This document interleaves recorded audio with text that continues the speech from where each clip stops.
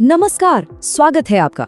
जरा सोचिए, क्या हो अगर आपके वोट की ताकत किसी की एक छोटी सी बेईमानी की वजह से कम हो जाए। सुनने में अजीब लगता है ना, पर ये हो सकता है। आज हम एक बहुत ही जरूरी और गंभीर मुद्दे पर बात करने वाले हैं, वोटर लिस्ट में होने वाली धोखाधड़ी।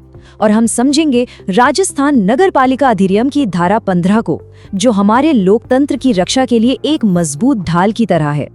क्या कभी आपके मन में ये सवाल आया है कि क्या कोई जानबूझकर आपका नाम वोटर लिस्ट से हटवा सकता है, या फिर किसी ऐसे फर्जी इंसान का नाम लिस्ट में जुड़वा सकता है जो उस पते पर रहता ही नहीं? ये सवाल जितना सीधा साधा लगता है, उतना ही, आप यकीन मानिए, गंभीर भी है।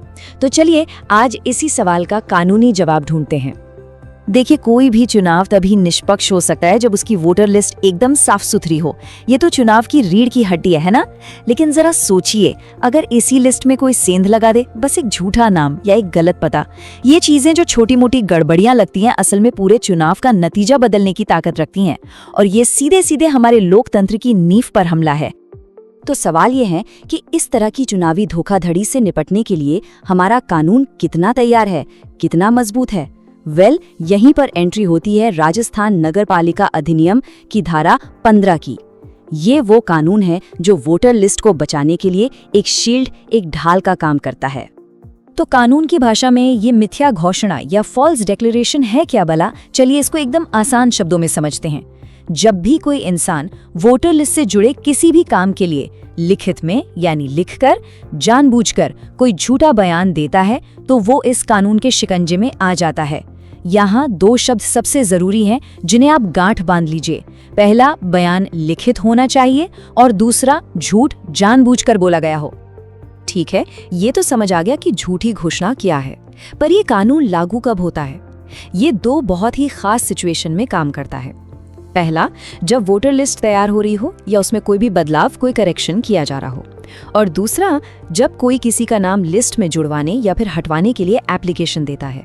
इन दोनों ही सिचुएशन में अगर लिखकर झूठ बोला गया तो बॉस, ये एक सीरियस अपराध है। तो अब तक हमने ये समझ लिया कि अपराध क्या है और ये कब होता है।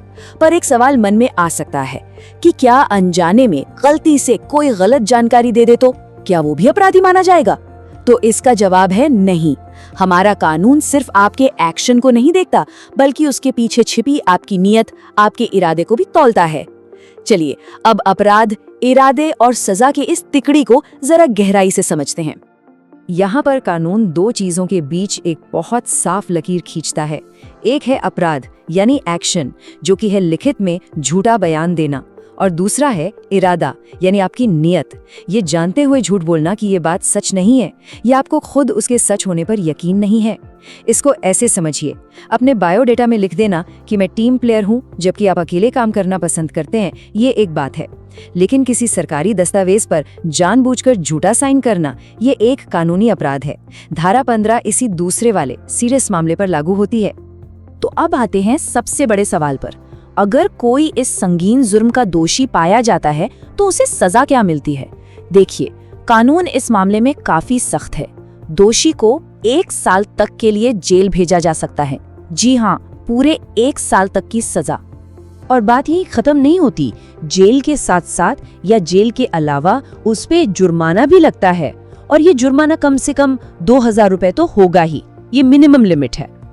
तो कम से कम 2000, और ये जुर्माना बढ़कर 5000 रुपए तक जा सकता है।